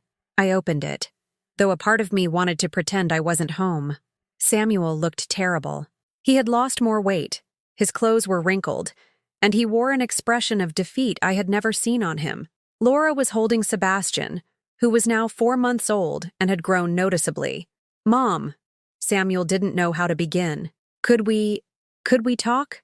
"Of course. Come in." They sat in my small living room as if they were strangers visiting for the first time. Sebastian looked around with curiosity, his eyes now more expressive and alert. "Mom, we need your help." Samuel finally broke the silence. "What kind of help?" "Financial. We have no way to get the money the judge ordered. We've sold everything, borrowed from everyone we know, even tried to get a bank loan, but no one will lend to us because of the pending criminal case." "And what do you expect me to do?" Laura leaned forward, with Sebastian in her arms. "Mrs. Miller, we know you have savings. If you lend us the money, we can comply with the sentence and avoid jail time. And then what? After I lend you my life savings, what happens to our relationship?" Samuel touched his ear, his old nervous habit. After we could try to be a normal family. You could see Sebastian. We could have family dinners, like before." "Like before?" "Samuel, you treated me badly before too. The only difference was that I allowed it." "Mom, if we don't get the money, they're going to send us to jail. Do you want Sebastian to grow up without his parents?" The emotional blackmail again. But this time, it didn't work on me. Sebastian will grow up however he is meant to grow up. You made the decisions that led you to this situation. "Please," Laura started to cry. "We just need $50,000. You have it. You won't miss it. How do you know how much money I have?" "Samuel told me you've always been very frugal. You must have at least that much saved." Samuel had been calculating my savings, planning how to use them. "You know what, Samuel? You're right. I do have savings. I have over $100,000 that I saved working 3 jobs when you were a child. Money I saved dollar by dollar for 20 years, denying myself treats, buying secondhand clothes, eating beans when I wanted steak." His face lit up for a moment. "And do you know what those savings are for? For my old age. For when I'm sick and need expensive medicine. For when I can no longer work and my pension isn't enough. For when I need care that you, evidently, are not going to give me." "Mom, I'm not finished. Those savings are also for real emergencies, like when I get cancer, like your grandmother did, like when I need emergency surgery, like when I'm dying and need hospice care." "But Mom, we're your family. We'll take care of you when you're sick." I laughed, but there was no humor in it. "You'll take care of me? The same people who threw me out of the hospital when my grandson was born? The same people who used me to steal money? The same people who reported me as crazy when you didn't get your way?" That was different. We were desperate. And I'm being practical. My money is for my survival, not to save you from the consequences of your decisions. Laura stopped crying and looked at me with pure hatred. You are selfish. A selfish old woman who loves money more than her own family. I am an old woman who learned that her family prefers her as an ATM rather than a person. You can't take that money with you to the grave, Laura screamed. You're right, but I'm not going to leave it to thieves either. Samuel stood up abruptly. You know what, Mom? I'm done begging. If you don't want to help us, fine. But don't you ever complain again about not being able to see your grandson. I'm not complaining. You're the ones who came here asking for money. Let's go, Laura. They headed for the door, but before leaving, Samuel turned back. When we're in jail, when Sebastian is in foster care because he has no family to take care of him, I hope you're happy counting your money. The threat hit me like a physical blow. Foster care? If they send us to jail, who do you think is going to take care of Sebastian? You can't adopt him. You're too old. The state will take him. They left, slamming the door, but the seed of terror they had planted began to grow in my mind. What if they were right? What if Samuel and Laura went to jail and they took Sebastian away? What if my grandson ended up in the foster care system because I had refused to use my savings to save his criminal parents? I couldn't sleep that night. I paced my home, looking at the pictures of Samuel as a baby, remembering how vulnerable he looked, how much I had loved him from the first moment. Sebastian was just as vulnerable, and I was the only one who could save him from growing up without family. At 3 a.m, I dialed Mr. Hernandez's number. Mr. Hernandez, I'm sorry to wake you, but I need to ask you something urgent. Go ahead, Mrs. Miller. If Samuel and Laura go to jail because they can't pay, what happens to Sebastian? Well, it depends. If there are relatives who can care for him, could I take him? You're the grandmother. You would have priority. But you would have to prove that you can adequately care for a baby at your age.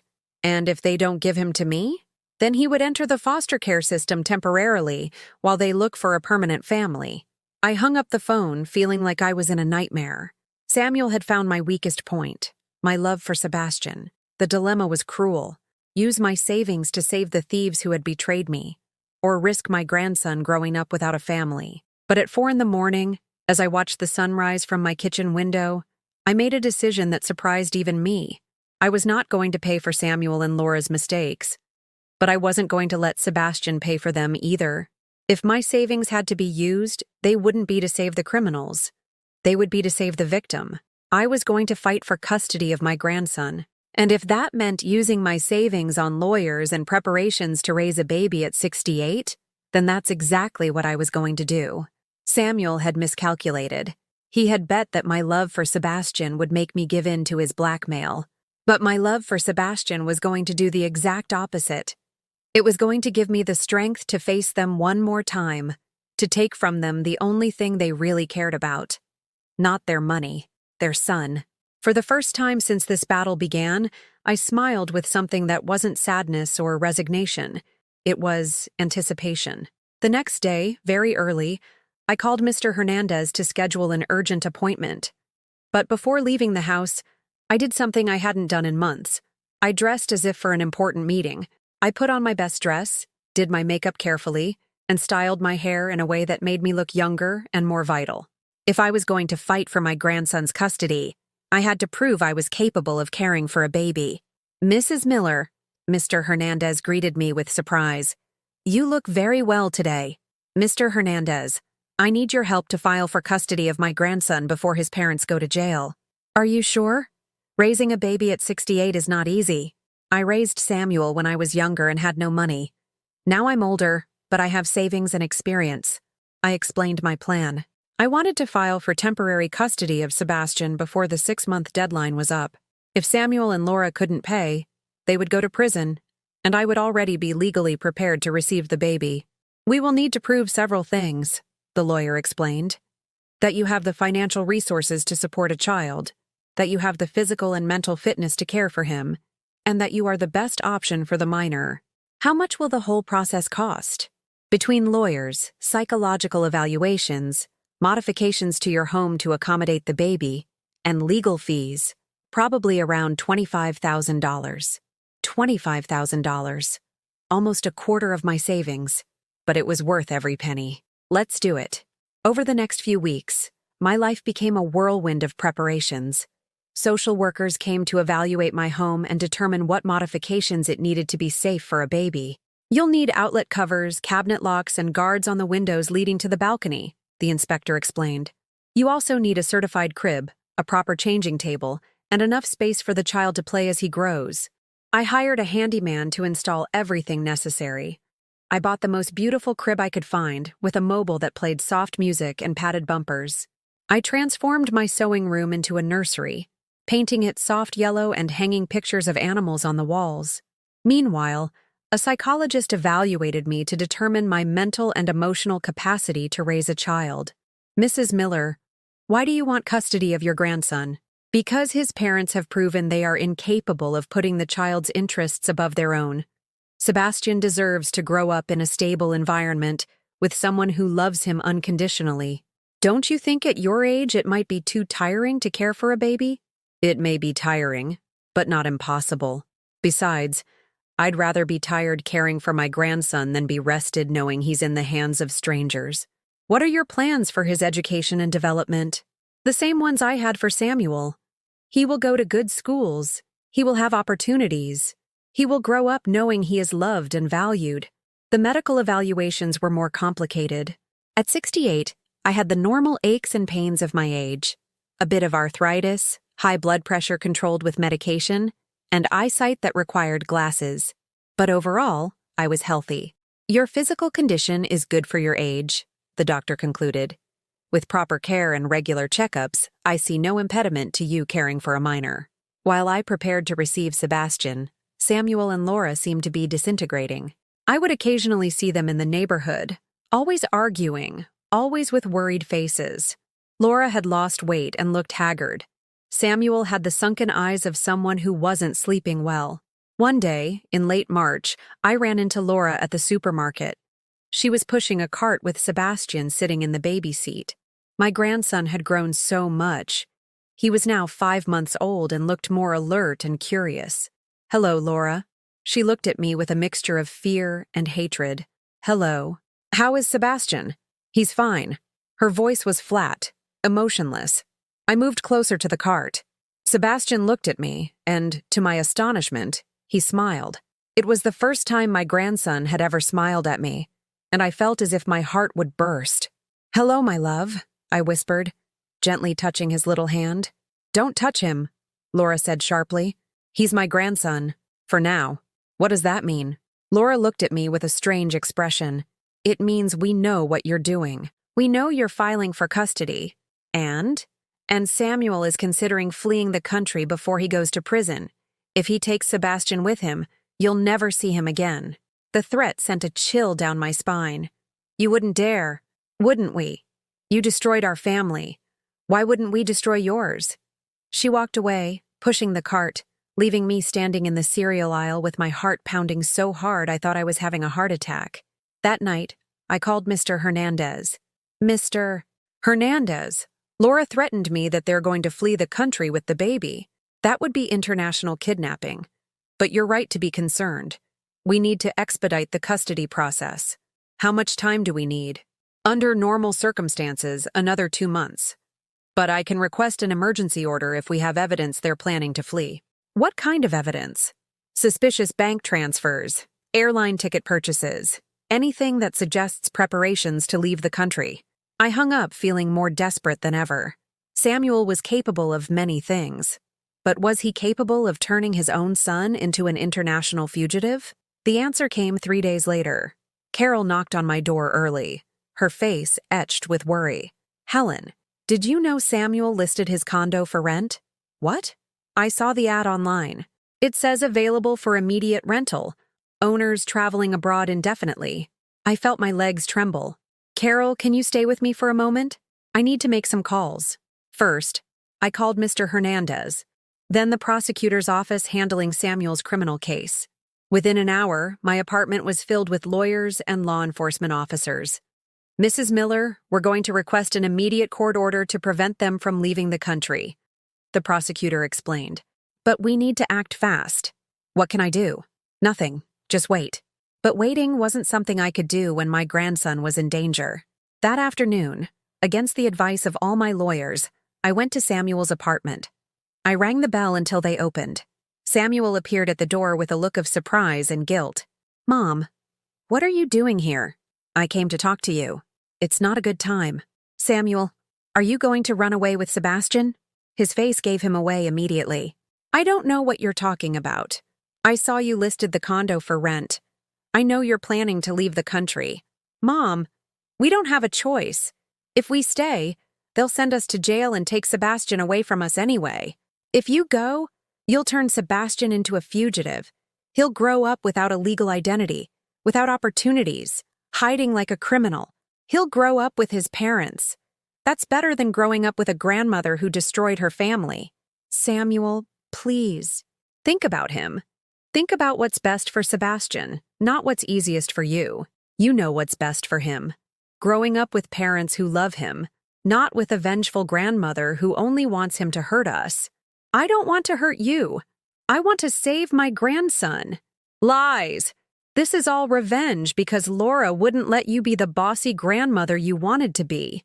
His words hurt, but they also gave me clarity. "Samuel, if you really believe I'm so terrible, if you really think all I want is revenge, then why did you come to me asking for money?" He fell silent.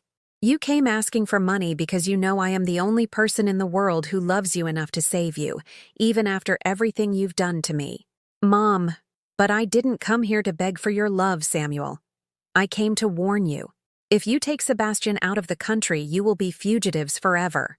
And someday, when he's older and understands what you did, he will hate you for robbing him of his right to a normal life. And if he stays here, he'll have a normal life, growing up with a 70-year-old grandmother.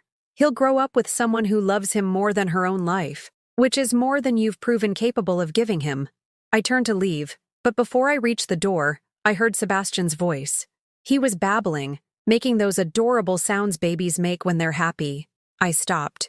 "Can I see him? For the last time?" Samuel hesitated, but nodded. Sebastian was in his stroller in the living room, playing with a colorful mobile. When he saw me, he smiled again and reached his little hands out to me.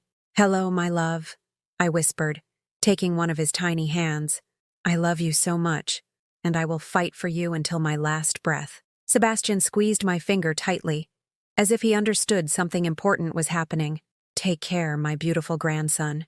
Grandma will find a way to protect you." I left the apartment knowing it might be the last time I saw Sebastian, but also knowing I wasn't going to give up. If Samuel wanted a war, he was going to get one. I didn't sleep a wink that night. At 5 in the morning, I was already dressed and waiting for the government offices to open. At 8 sharp, I was at the courthouse door, waiting for Mr. Hernandez. "Mr. Hernandez, we need that court order today. Not tomorrow, today." "Mrs. Miller, I've already filed the emergency motion. The judge will review it this morning." But the hours passed like centuries. 10 o'clock, 11, noon, nothing. At 1 in the afternoon, my phone rang. It was an unknown number. "Helen Miller?" "Yes. This is Agent Ramirez from Customs and Border Protection at O'Hare International Airport. We have Samuel Miller, Laura Collins, and a minor child here. They attempted to board a flight to Guatemala, but their names appeared in our alert system." My heart nearly leaped out of my chest. "You stopped them?" "Yes, ma'am. They are in custody. Can you come to the airport?" "I'm on my way." I called Mr. Hernandez, who met me at the airport. When we arrived, we saw Samuel and Laura sitting in a waiting area, guarded by 2 CBP agents. Sebastian was in the arms of a female officer, crying. "My grandson!" I ran toward him, but an agent stopped me. "Are you Helen Miller?" "Yes, I'm the baby's grandmother. We need to verify your identity." After I showed my ID, the officer handed Sebastian to me. The poor thing was scared. He had been crying and his face was red and puffy. "It's okay, my love," I whispered, rocking him gently. "Grandma's here." Sebastian calmed immediately in my arms, as if he recognized my voice and my scent. Samuel watched me from his chair with an expression I had never seen before. Pure terror. "Mom, please, talk to them. Tell them it was a misunderstanding." "A misunderstanding? Trying to flee the country with a minor when you have a pending court case is a misunderstanding?" "We weren't fleeing. We were going to visit Laura's family. With one-way tickets. Agent Ramirez interjected. And with all your belongings packed. Mr. Hernandez stepped forward. Mrs. Miller, I have good news. The judge just approved emergency temporary custody. Sebastian is going home with you today. What does that mean exactly? It means you have legal custody of the minor until his parents' case is resolved. Samuel shot up from his chair. No, you can't take my son. Your son, Agent Ramirez told him firmly, was about to become an international fugitive because of your decisions. Now he will be where the law determines is safest for him. Laura began to cry hysterically. He's my baby. You can't give him to her. Your baby will be with his grandmother, who has proven to be the only responsible adult in this situation, the lawyer replied. Over the next few hours, while the legal paperwork was completed, I held Sebastian to my chest. He had fallen asleep in my arms, trusting and peaceful. For the first time in months, my grandson was safe. Samuel approached when the agents allowed it. Mom, please, don't take my son from me. Samuel, I'm not taking anything from you. You made the decisions that brought us here. Give me Sebastian back and I'll drop everything. I'll forget the money, forget everything. Just give me back my son. You can't drop the charges. The state brought the charges when it discovered you stole from a baby. Then help us. Pay the money we owe and we'll get Sebastian back. There it was again. The same old blackmail. Samuel, even if I paid your entire debt right now, you have already demonstrated that you are capable of fleeing the country with a minor. Do you think any judge will give you back custody after this? His face fell as reality sank in. You've ruined everything, Laura said with pure hatred. Because of you, my son will grow up without knowing his parents. Your son will grow up safe and loved, which is more than what you were offering him. We were going to love him in Guatemala. You were going to make him a fugitive in Guatemala. When all the paperwork was done, I left the airport carrying Sebastian in my arms, along with a diaper bag full of his things. For the first time since he was born, my grandson was going to sleep in a home where he was the most important person in the world. The taxi ride home was surreal. Sebastian slept the whole way, his little head resting on my shoulder. I watched the Chicago streets pass by, thinking about how much my life had changed in such a short time. 6 months ago, I was an invisible grandmother begging for scraps of attention from her son. Now, I was the surrogate mother of a 5-month-old baby, with the full responsibility of raising and protecting him. When we arrived at my building, the neighbors peeked out curiously. The story had been on the news. Grandmother gains custody after parents attempt to flee country. Is that your grandson, Helen? Mrs. Rosa asked. Yes. He's staying with me. He's so beautiful. Do you need help with anything? For the first time in months, my neighbors' faces showed admiration instead of pity or disapproval. I went up to my apartment with Sebastian and laid him in his new crib. The nursery I had prepared for him looked perfect with the afternoon light streaming through the window. The mobile turned gently, playing a melody that seemed to soothe him. That night, as Sebastian slept in his room and I prepared bottles for the next day, my phone rang. It was Mateo, my grandson from Denver. Grandma? I saw on the news that you have a baby at your house now. Yes, honey. Your cousin Sebastian is going to stay with me. Are you not going to have time for me anymore? The question broke my heart. Mateo, I will always have time for you. In fact, now that Sebastian is here, I want you to come visit and meet him even more. You can be like foster brothers. Really? Really? Could you ask your dad if you can come visit me soon? Yes. I'll go ask him right now. When I hung up, I realized something extraordinary. For the first time in my life, I wasn't alone. I had a baby in my care, a grandson in Denver who wanted to know me, and a community of neighbors who respected me. Samuel had calculated that taking Sebastian away from me would be the ultimate punishment. But he had been completely wrong. Giving me Sebastian was the greatest gift of my life. That night, as I checked on the baby one last time before going to sleep, I found a note in his diaper bag. It was from Samuel, handwritten in a shaky script. Mom, take good care of him. Despite everything, I know you'll love him the way you loved me. Forgive me for not knowing how to value that love. I cried over that note for an hour. Not from sadness, but from a strange mix of pain and relief. Samuel had finally acknowledged what I had always known, that a mother's love has no conditions, no limits, and it never ends. Even when that love has been betrayed, manipulated, and scorned. Even when the only way to show that love is to fight against the son you raised. I placed the note in my jewelry box, next to the photos of Samuel as a baby. Someday, when Sebastian was older, I would show him that note and explain that his father had been a confused man who made terrible mistakes, but that deep down, he did know what love was, and that was why he had entrusted his son to the only person in the world who would love him unconditionally, his grandmother. At 68 years old, I had started being a mother all over again, and this time, I was going to do it right from the very beginning. 6 months later, my life had found a rhythm I never imagined possible at 68. Sebastian, now almost a year old, had transformed my small apartment into a place filled with laughter, babbles, and the orderly chaos that only a baby can create. Every morning I woke up at 6, not out of habit, but because Sebastian had developed his own internal clock that didn't recognize weekends or holidays. But it didn't bother me anymore. His morning smiles when he saw me appear by his crib were worth any lost sleep. "Good morning, my sweetheart," I'd tell him each morning, and he would respond with those adorable coos that only adoring grandmothers can understand. The daily routine had become second nature.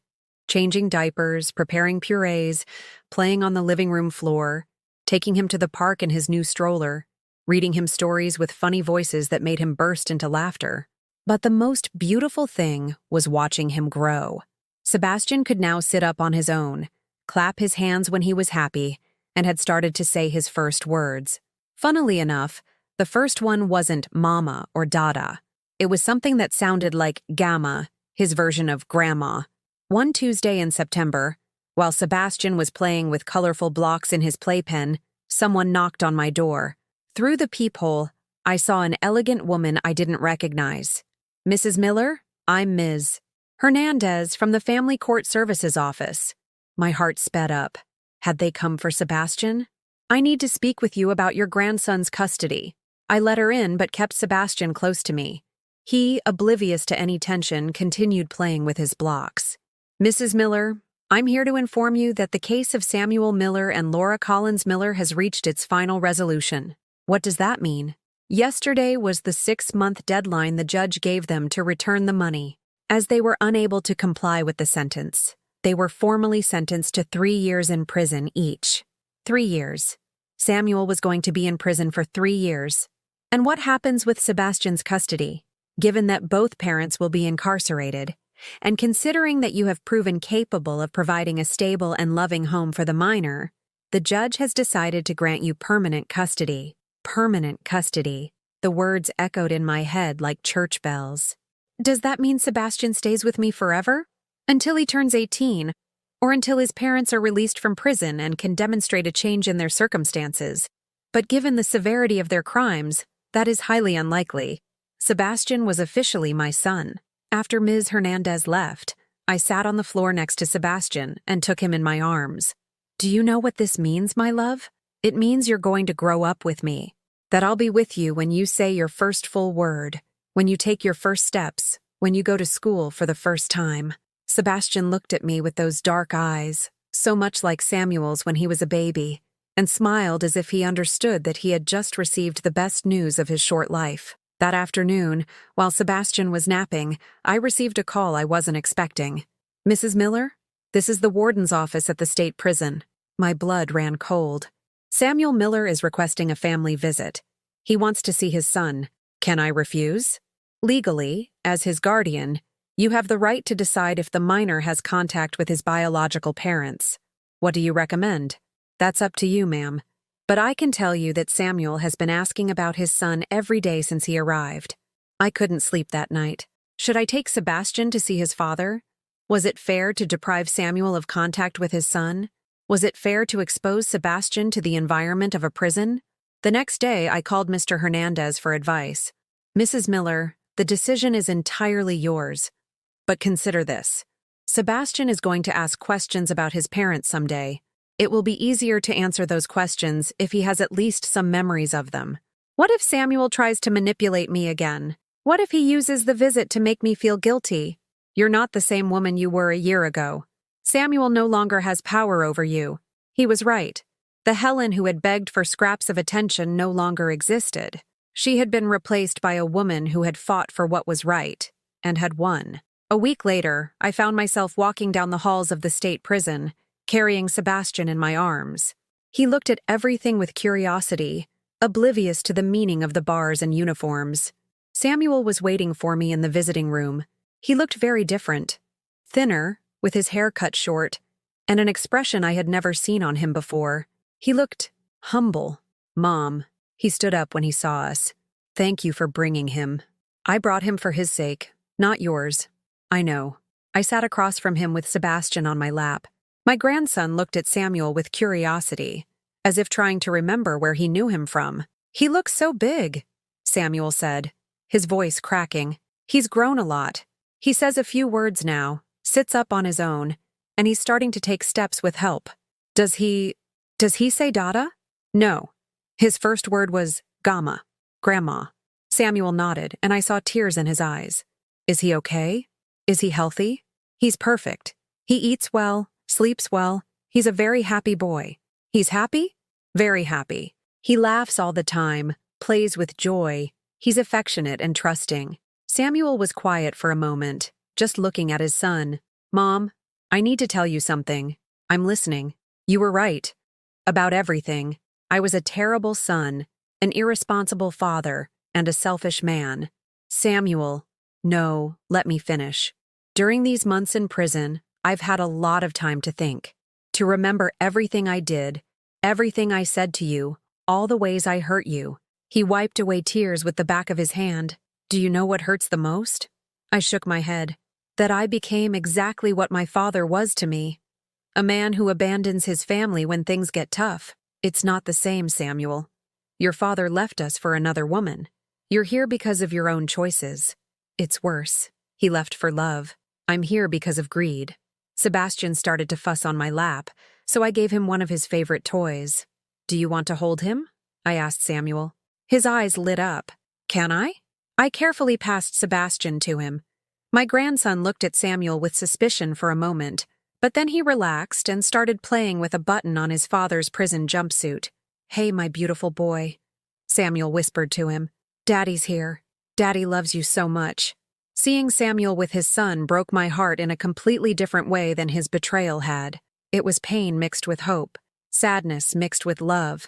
Mom, he said without taking his eyes off Sebastian, I want you to know that I'm not going to fight for custody when I get out. What? Sebastian is better off with you. You can give him stability, unconditional love, a safe home. I failed him before he even turned one. Samuel, you're his father, and you are his savior. When I get out of here, if you'll let me be a part of his life, I'll be grateful.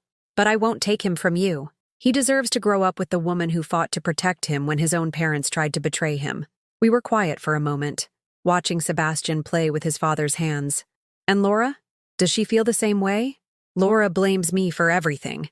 She says if I hadn't been so greedy, we'd still be a normal family. What do you think? I think if I had been a better man from the beginning, none of this would have happened. If I had valued my mother, respected my wife, and put my son above everything else. Sebastian started to cry softly. It was time for his snack. He's hungry, I explained to Samuel. Can you bring him again next month? If you want to, and if he's comfortable with you. Yes, I want to. I want to be in his life in whatever way you'll let me. When we left the prison, Sebastian had fallen asleep in my arms. During the ride home, I reflected on how strange life was. A year ago, I would have given anything to hear Samuel say that he valued me, that he recognized my sacrifices, that he respected me. Now that he had finally said it, I no longer needed it to be happy. I had Sebastian. I had the promise of a visit from Mateo next month. I had neighbors who respected me and a community that had supported me.